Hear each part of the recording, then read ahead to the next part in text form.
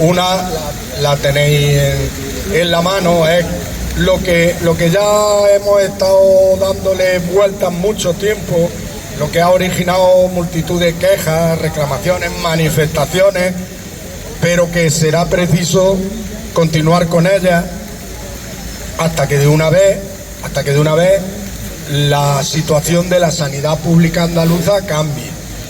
Y otra cuestión que quería luego leer es que, como ya se formó gobierno, hay en materia de pensiones algunas cuestiones que se han mejorado, algunas cuestiones que se han reformado, que dan respuesta y dan solución a algunos problemas en materia de pensiones, pero quedan muchas cosas pendientes. Entonces, se ha tomado desde el Movimiento de Unidad de Acción Pensionista, de todos los movimientos estatales, se ha tomado la decisión de mandar una carta con las demandas de lo que queda y lo que se debería reformar en pensiones a todos los grupos parlamentarios, haciéndole la petición de que en esta legislatura tomen medidas, iniciativas, leyes que corrijan y mejoren las cuestiones deficientes o negativas de las pensiones y del sistema público de pensiones. Si queréis comenzamos a hablar de lo de la sanidad, porque será motivo de que sigamos hablándolo, porque la verdad una reflexión es que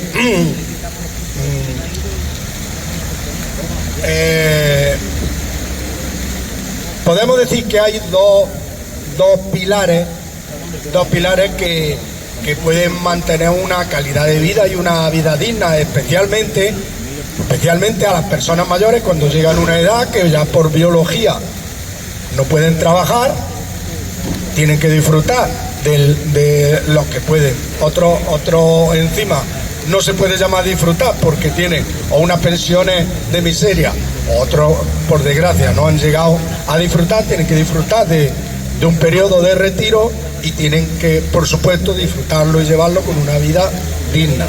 Entonces, podemos decir que hay dos pilares. Uno, pues lo que le garantiza la manutención, que ese pilar y esa forma lo constituye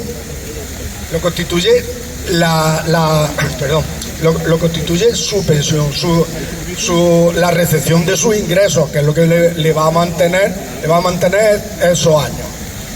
Pilar de los ingresos, pero no solo los ingresos garantizan una vida digna. Decía, especialmente cuando se llega a una edad que ya se comienza a tener algunas patologías crónicas, tener algunas enfermedades. Y solo cuando se padece en una casa, en una familia, alguna persona, solo cuando se padece alguna enfermedad grave, alguna enfermedad crónica que requiere de unos cuidados continuados, alguna enfermedad, como decía, grave que requiere de una atención especial, se sabe la importancia que eso tiene. Y solo, por lo tanto, decía, no conviene solo fijarse en la cuestión de los ingresos, porque no solo manteniendo, cuando tiene un problema de salud y un problema de salud serio, o cuando en una familia se tiene un problema de salud serio, aún teniendo un nivel de ingresos más alto, el problema de salud, se convierte en el problema principal. Lo demás pasa a un espacio secundario. Y solo, decía, manteniendo una sanidad pública de calidad, que garantice por igual para todo el mundo, que garantice una atención, que garantice medios. Solo manteniendo eso se podrá llevar una vida digna, decimos, tener una atención sanitaria digna. Y nos estamos dando cuenta y estamos asistiendo últimamente al deterioro cada vez más paulatino de la sanidad pública. Motivo de movilizaciones, motivo de quejas, motivo de reclamaciones, motivo que por desgracia no desaparece con una reclamación sola, con una movilización sola, motivo que debe de ser continuado de reclamación, de exigencia al gobierno de la Junta de Andalucía, que es el responsable de la sanidad pública andaluza, de exigencia de que mejore, de que cambie, de que no puede seguir por ese camino deteriorándonos cada vez más las condiciones de vida. Ya decía, las personas o las familias que lo están sufriendo se dan cuenta del deterioro que están sufriendo, pero a su vez también pensando se dan cuenta de la importancia que tiene y de lo difícil que sería hacer frente por sus propios medios a muchos de los tratamientos y gastos sanitarios. Por lo tanto, el objetivo de acudir cada vez más a una sanidad privada, de acudir cada vez más el que tenga medios a una atención privada, a una atención que requiere recursos, que requiere pago, se pone cada vez más difícil, se pone para un sector amplísimo de población difícil. Lo discutimos y lo hablamos aquí ya otro día, pero lo tenemos aquí para difundirlo, para llevarlo en las reuniones que se mantuvieron en Jaén.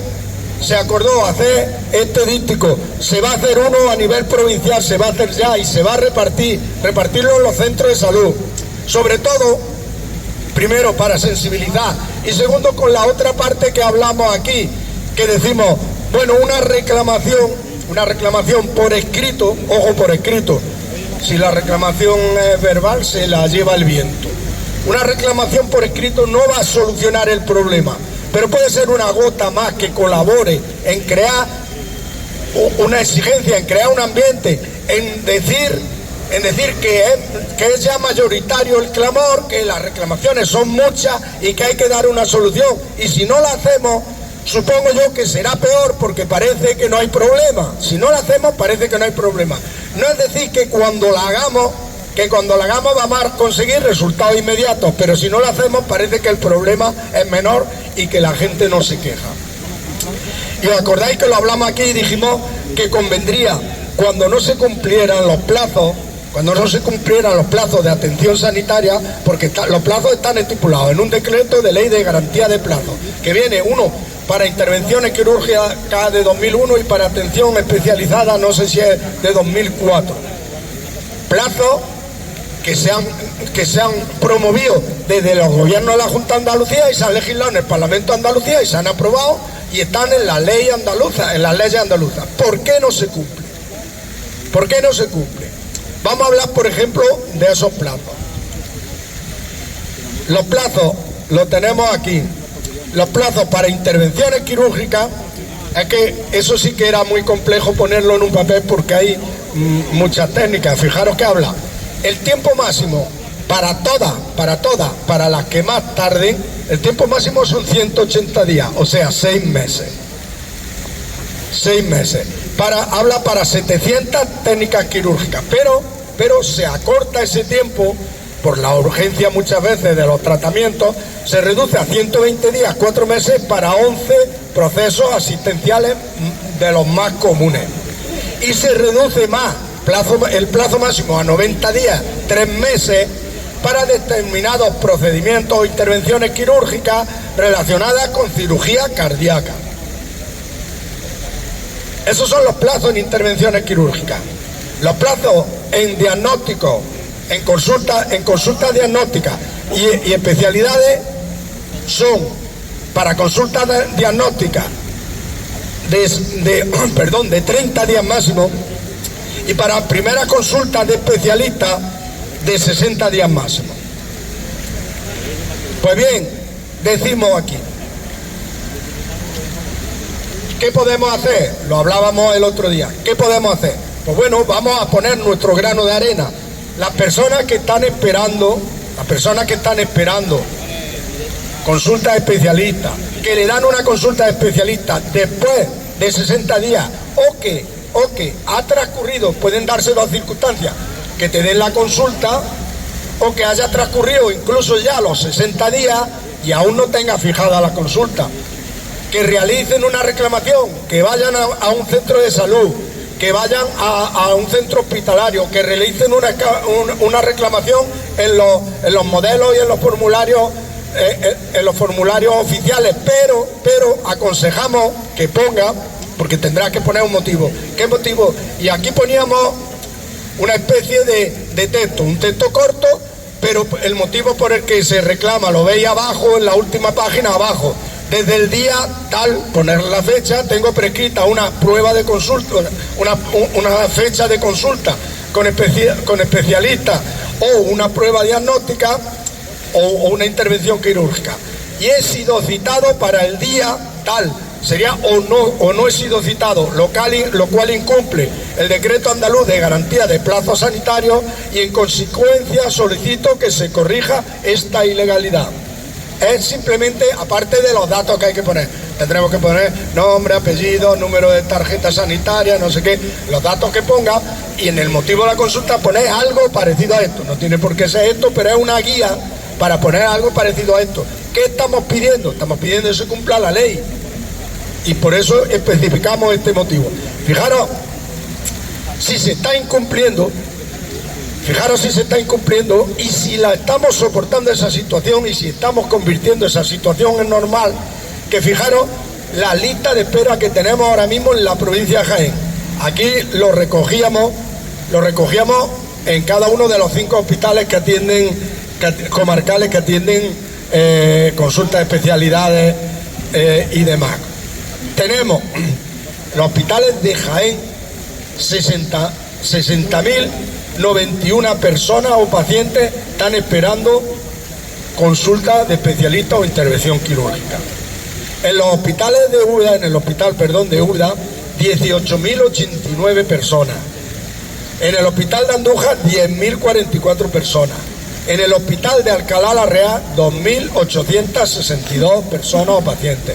En el hospital de Linares, 21.079 personas. Eso ha ido aumentando en el último año. Lo grave es que ha ido aumentando.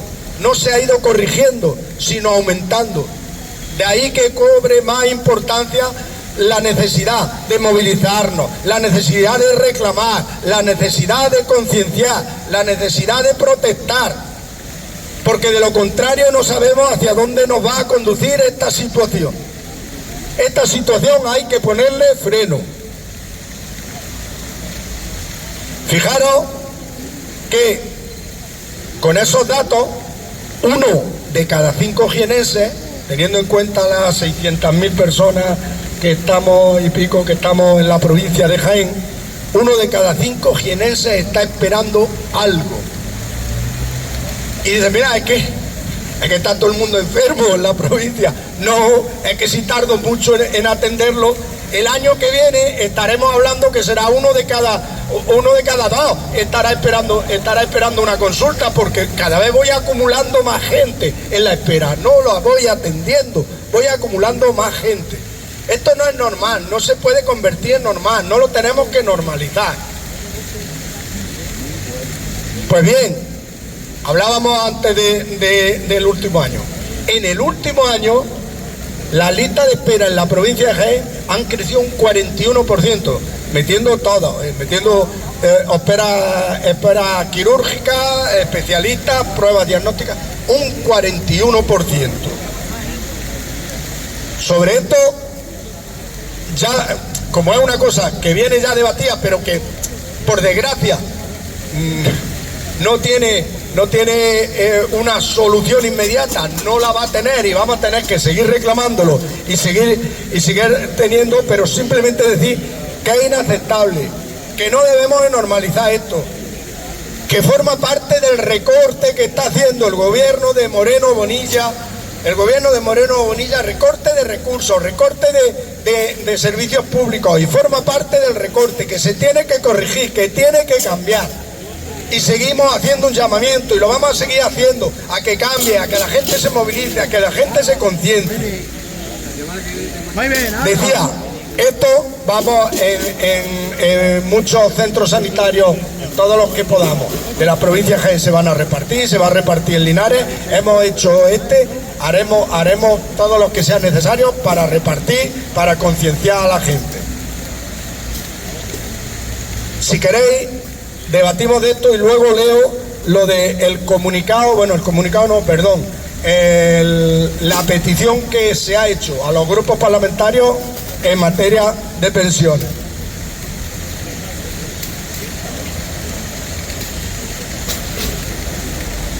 Vale, pues deja, Juan, por favor, coge el micro, déjale a Antonio.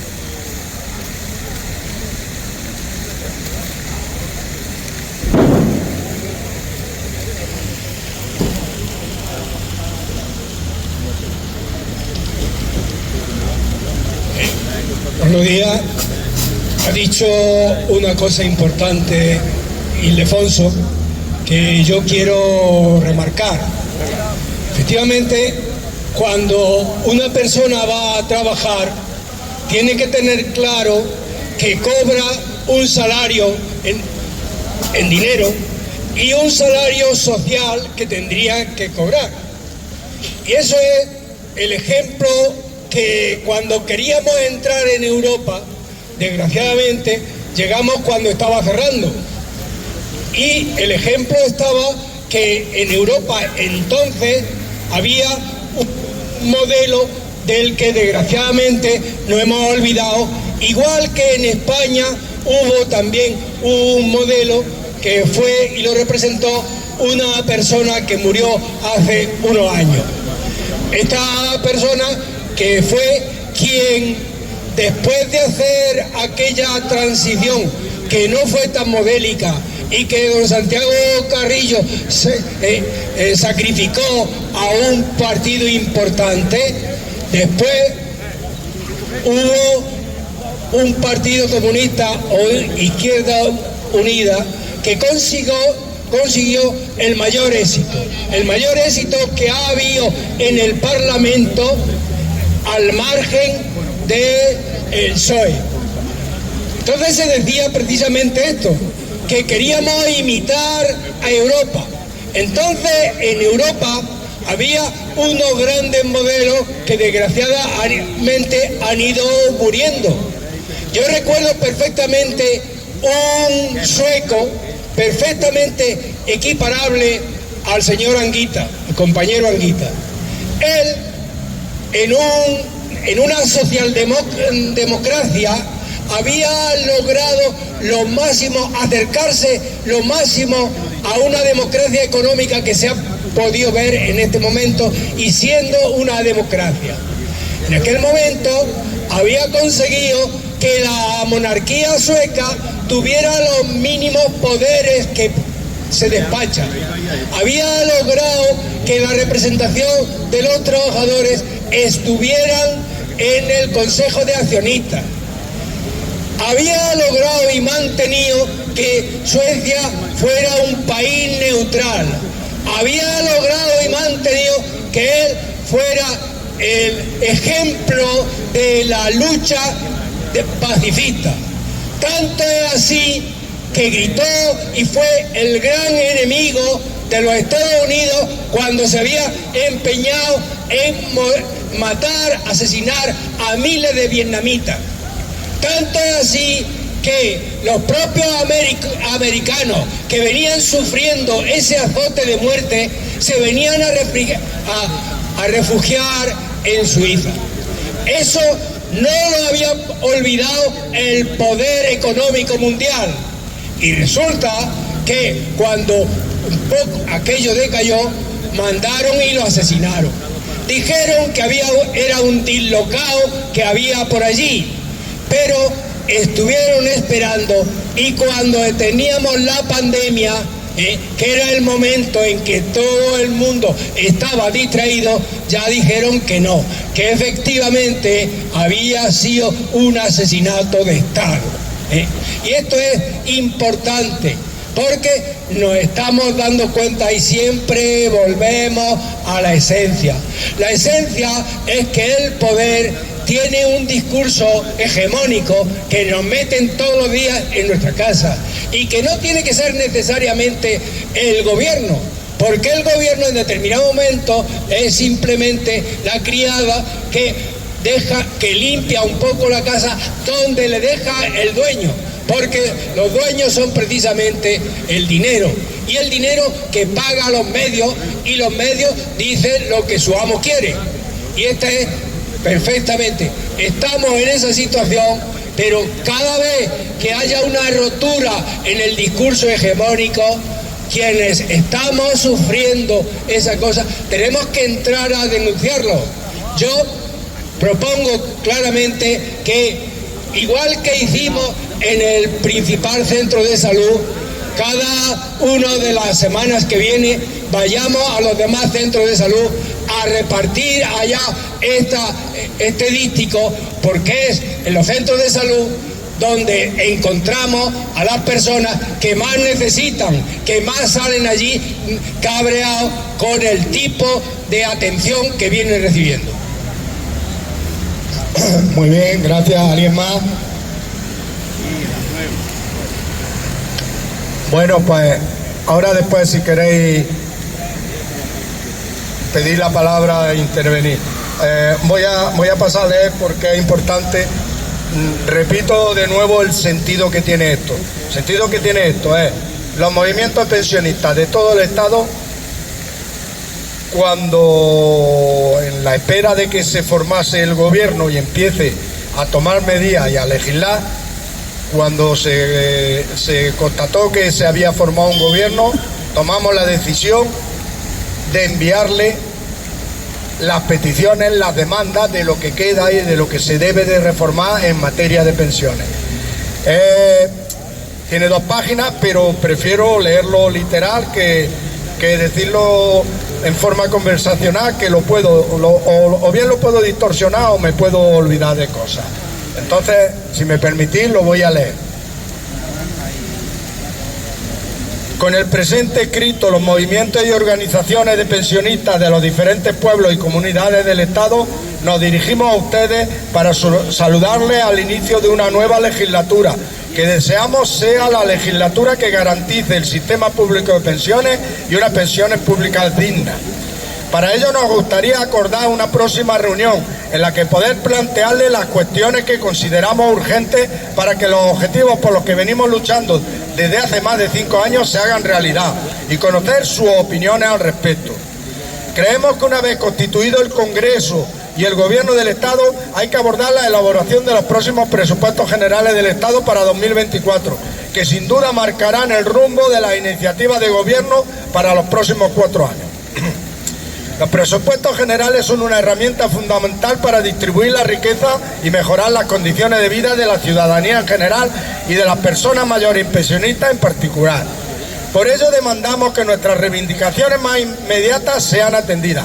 Nos dirigimos a ustedes para demandarles que cambien las políticas públicas que priorizan la obtención del máximo beneficio para las grandes empresas a costa de empeorar las condiciones de vida de las personas por el incremento especulativo de los precios.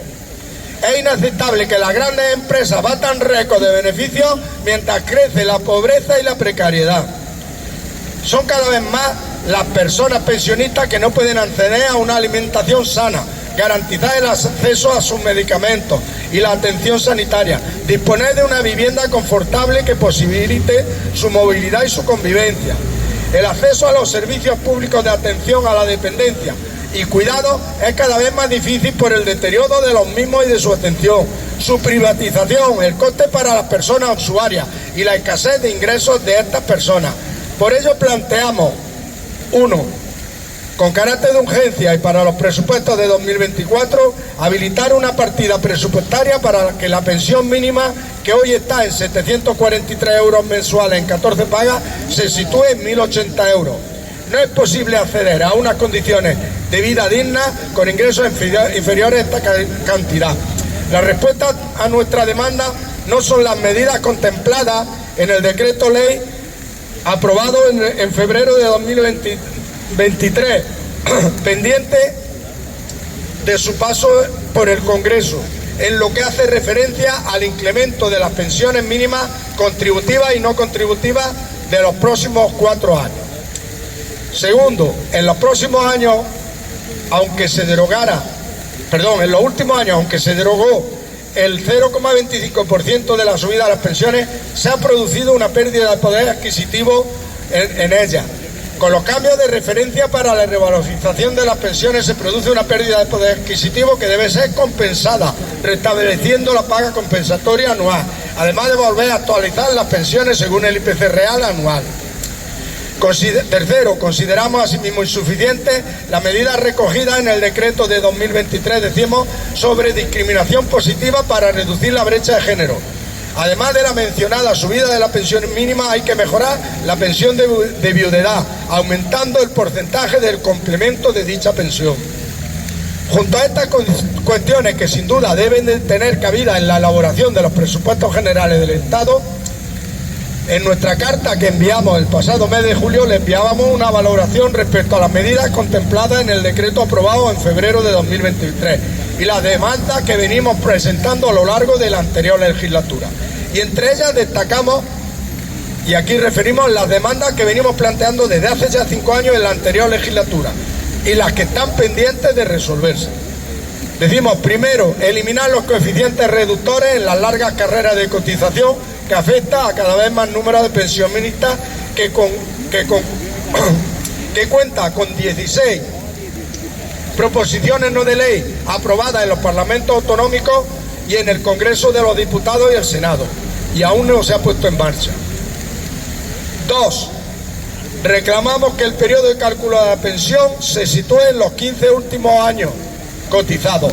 3. Recuperar la edad de jubilación a los 65 años anterior a la reforma de 2011. El alargar la jubilación no solamente vulnera los derechos de las personas pensionistas, sino que incide negativamente en el empleo de las generaciones jóvenes, asoladas por el paro y la precariedad, como bien saben ustedes. 4. Es fundamental impulsar políticas de creación de empleo digno, recuperar el poder adquisitivo de los salarios para garantizar de manera estable el sistema público de pensiones y asegurar que los presupuestos del Estado cubrirán los posibles déficits del sistema público de pensiones. 5. Demandamos la derogación del decreto, decimos el número 668/2023, por el que se impulsan los planes de pensiones privados de empleo. Los movimientos y organizaciones de pensionistas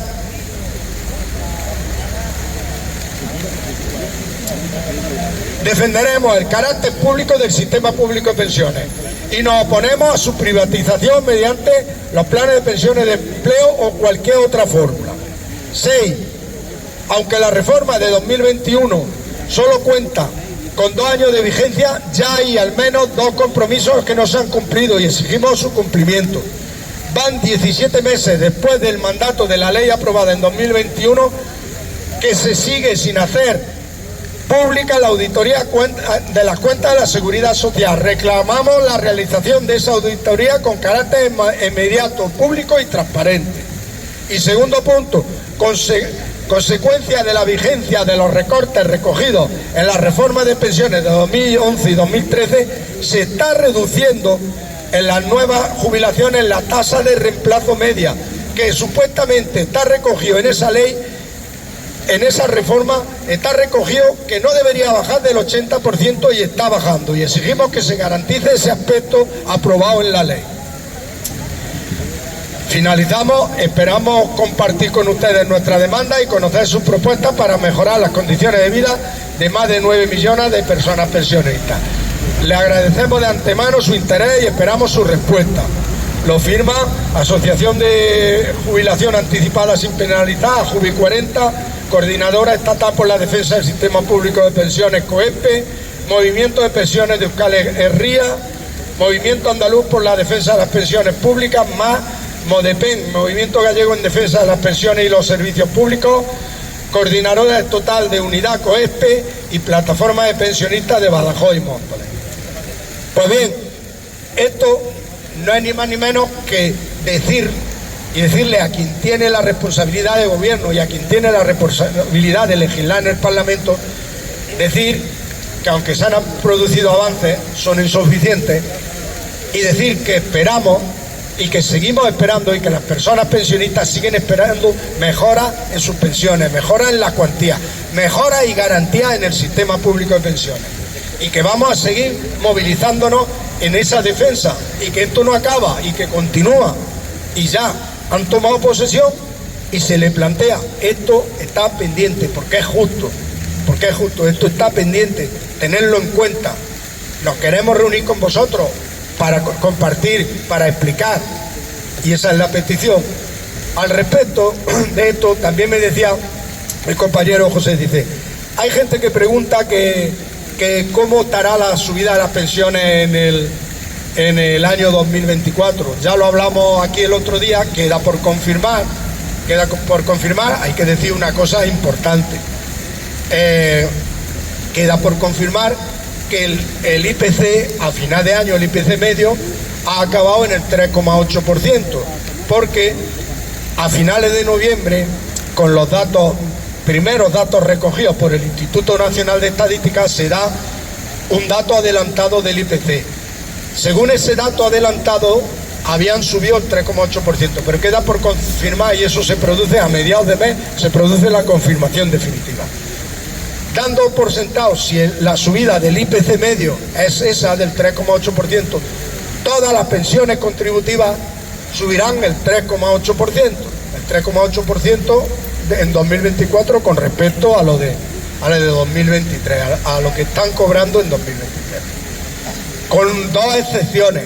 Primera excepción, las pensiones contributivas mínimas, las que se llaman mínimas, es que lo de mínimas pueden parecer muchas, pero tienen una catalogación técnica por el sistema público de pensiones mínima.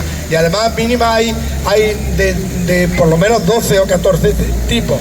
Mínimas para jubilados con mayores de 65 años con cónyuge a cargo, mínimas para jubilados mayores de 65 sin cónyuge a cargo, mínimas de viudedad, mínimas para provenientes de incapacidad laboral permanente. En fin, hay varios tipos y además cada una tiene un valor, Por eso decir una cantidad no vale, porque puede ser orientativa para quien reciba ese tipo de pensión mínima. Lo que sí es importante decir que esas pensiones mínimas contributivas subirán una cantidad adicional, un complemento adicional por encima de ese 3,8%. Según la fórmula que hay establecida en la ley esa de la que hemos mencionado tanto, de la ley 2 de 2023, la que todavía tiene cosas que mejorar, pero algunas cosas ha mejorado. Según la fórmula establecida, este año subirán el 6,8%. Pero también decíamos el pasado lunes que el 6,8% de 743 euros, pues tampoco es una cantidad tan exagerada. Nos congratulamos de que suban más las mínimas, porque es una de las reivindicaciones que venimos manteniendo. Nos congratulamos de que suban más, de que se vayan elevando, pero es una cantidad insuficiente. Pero las personas que están aquí, las personas que pregunten, que sepan que alrededor del 6,8% van a subir las pensiones mínimas. Y la otra segunda salvedad es las pensiones no contributivas. Las pensiones no contributivas, como decíamos, están fijadas en este año 2024 en 484 euros nada más. Pues las pensiones no contributivas también van a subir esa cantidad adicional y subirán sobre el 6,8%. Pero fijaros, el 6,8% de 484 euros, pues son 29 o 30 o 30 y tantos euros. No soluciona nada. Tiene que ser una cuantía más considerable. Lo decimos, nos congratulamos de que suban más que el resto. Peor sería que subieran el 3,8 igual, seguirían manteniendo un diferencial con el resto de pensiones muy grande y seguiría siendo muy insuficiente. Pero las cuantías de las pensiones no contributivas y las cuantías de las pensiones mínimas son muy bajas, tienen que elevarse más. Es causa justa de nuestras reivindicaciones, motiva y motivará y motivaría, por sí solo motivaría que todos los lunes nos concentremos aquí en otras muchas ciudades del Estado español. Por sí solo motivaría, aunque tenemos muchas más demandas pendientes, pero por sí solo motivaría, porque estamos hablando de las personas más desprotegidas, de las personas que más lo necesitan, y son cantidades insuficientes.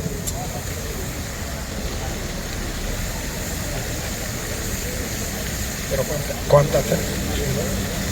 Ahora, bueno, ahora sí, Ahora, si queréis pedir la palabra, pero decir dos cosas. El que quiera ahora después que nos pida dos o tres, se lleve 2 o 3 hojas y las puede dar a sus vecinos, si alguien sabe, a dar a un familiar, a un vecino, de las hojillas estas que hemos hecho. Segunda cosa, sigue quedando lotería, la tenemos que entregar pronto. Si alguno está retrasado, que sepa que todavía queda antes de que la devolvamos y la retiremos ya. Tenemos que entregarla a la administración, la que no se ha podido vender. Yo creo que ya. Si alguien quiere pedir la palabra, déjale a José Valentín.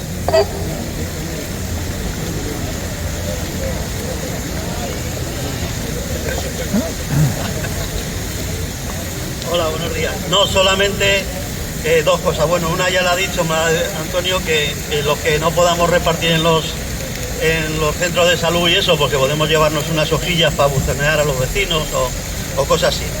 El segundo tema es recordaros que mañana en la Biblioteca Municipal a las 6:30 vamos a hacer otra charla de esas que hacemos abiertas y debatir sobre la actualidad, que le llamamos Democracia y Constitución, para hacer una reflexión sobre qué sentido, qué entendemos por ser un Estado democrático y cuál es la relación con el tema de la Constitución. Es un tema, yo creo que Antonio ya ha hablado un poco del asunto este, es un tema muy importante porque tanto el concepto de democracia social como el concepto de Constitución están sufriendo unos ataques terribles y desgraciadamente parece que nadie hace un solo gesto por detener ese avance a esos ataques.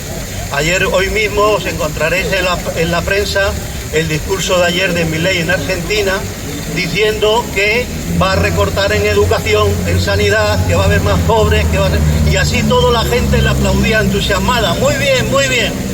Es decir, y ahí estaban, por supuesto, la extrema derecha española también apoyando a Milei, la extrema derecha española, Orbán y toda esa ola que hay de retroceder en derechos sociales. Por eso es muy importante lo que decía Ildefonso, ¿no?, de defender incluso esas pensiones mínimas. A veces hay gente que dice, joder, pero si esos son los que no han cotizado, los que no han hecho nada. Yo creo que es muy importante garantizar que vivamos en un Estado de Derecho, con una justicia social, donde todo el mundo tenga un sitio donde vivir, donde todo el mundo tenga posibilidades de educación, de comer, etcétera, y garantizando eso, todos los que ganamos mucho, vamos, yo no gano mucho, los que ganan mucho también, o los que creemos que tenemos una situación privilegiada, nos beneficiamos de ese estado del bienestar, porque serán sociedades más agradables, sociedades donde se pueda vivir con más intensidad, y no en una sociedad de miedo, una sociedad de privaciones,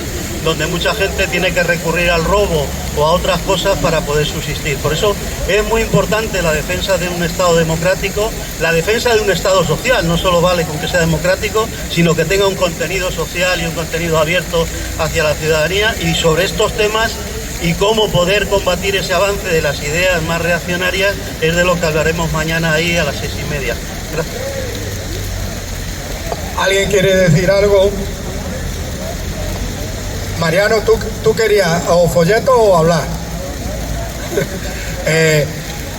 Decir una cosa al hilo de, y ya terminamos si no hay nadie que quiera hablar más, al hilo de lo que ha dicho José Valentín. Es que el ser humano no solo encuentra satisfacción, que también y que es lo principal, no solo encuentra satisfacción en unas condiciones de vida, de satisfacción de sus necesidades materiales para él. El ser humano, cuando encuentra la satisfacción plena, es en una sociedad justa, en una sociedad igualitaria. De ahí lo que hablábamos de las pensiones mínimas, lo que hablábamos, por ejemplo, de la sanidad. La sanidad que garantice que todos, independientemente de sus recursos, todos tienen acceso en una posición de igualdad a los recursos que entre la sociedad somos capaces de darnos, hemos sido capaces de generar, al progreso que hemos sido capaces de generar, no que el progreso sea para uno solo. Parte de las demandas en materia de pensiones, gran parte de ellas van a satisfacer las necesidades materiales, pero otra parte que crea la satisfacción como sociedad son también el resto de necesidades colectivas. En una sociedad cada vez más desigual, como la que se está caminando, en una sociedad cada vez más desigual, como la que quieren dibujarnos algunos, como decía, de la extrema derecha, que es la misma, fijaros si hay kilómetros y océano por medio, es la misma de Argentina, qué casualidades, es la misma de Argentina que de Hungría, que Abascal, que el otro, qué coincidencia, no es coincidencia, son intereses, defienden y saben lo que defienden y coinciden totalmente, defienden los intereses de los privilegiados, de las capas minoritarias más privilegiadas. Y como a nosotros nos desprestigien cada vez más la sanidad, nos deterioren la sanidad, nos roben la sanidad, nos vamos a dar cuenta de quién va a tener acceso a la sanidad. Esos que se han juntado allí en Argentina felicitando al presidente de ultraderecha elegido en Argentina. Esos son los que van a tener acceso porque van a tener recursos. El resto cada vez estaremos en peores condiciones. Sobre eso hay que reflexionar. También hay que reflexionar cuando hablábamos de las pensiones mínimas, de que han subido, que lo consideramos escaso, pero van a subir más. Hay que reflexionar porque es el reflejo también de la lucha que venimos manteniendo las plataformas pensionistas. Algo habremos hecho, algo de culpa tendremos también en que esa subida, aunque la calificamos de escasa, cabría dar un impulso más grande, cabría crear una senda de crecimiento más grande, pero algo habremos hecho. Y por eso es por lo que hay que luchar. Si no queréis nada más, invitad y recordad. ¿Sí quería hablar Antonio, dice? Invitad y recordad lo que ha dicho José Valentín. Invitad a todos en la Casa de la Cultura mañana de 6:30 a 8 para hablar sobre la Constitución y los principios de convivencia que engloba la Constitución, de 6:30 a 8 en la segunda planta en el Salón de Actos de la Casa de la Cultura. Nos vemos el próximo lunes. Gracias.